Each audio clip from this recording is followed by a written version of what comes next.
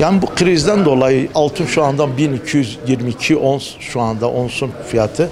Dolar da 6.900 olduğu için onsla ölçüldüğü zaman ondan sonra altın ondan dolayı yükseldi. Şu anda altının fiyatı 4400 söyle ama 4400 lira şu anda altının fiyatı, şu anda hasım fiyatı.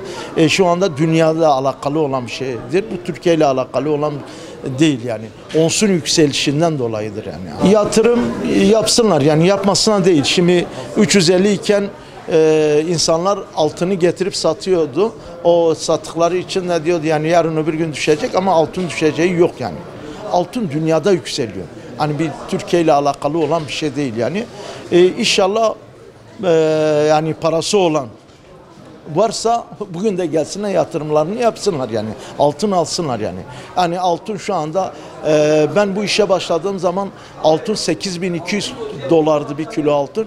Şu anda 57.800. Yani ona göre hesaplasınlar yani. Yani güvenli bir liman. Yani 8.200 dolar nerede, 57.000 dolar nerede, ona göre. Ben istiyorum düşmesini. Ben bir esnaf olarak şu anda işlerimiz kesat yani. Hani altın düştükçe talep daha çok oluyor. Ama altın yükseldikçe talep az oluyor. Altın fiyatlarının yükselmesinin temel sebepleri dünyadaki bu pandemi hastalığının sürdürülmesi, uzanması ve dünyadaki risklerin artmasıdır. Risk artınca milletimiz altına dönüyor.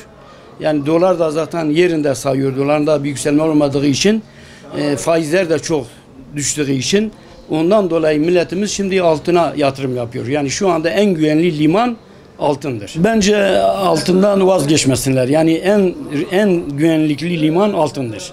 Dünya piyasasında en güvenlikli liman altındır. Bütün risklere karşı altın yine kendini koruyor ve hatta kar payı da saklıyor. Yani ben şahsen altının düşmesini istiyorum. Yani evlenmek isteyenlere yani üzülüyorum. Altın pahalı olduğu için evlenemiyorlar. Düğünlerini yapamıyorlar. O cihetle ben altının şahsım olarak düşmesini istiyorum. Ama altın da düşmüyor maalesef. Almış başını gidiyor.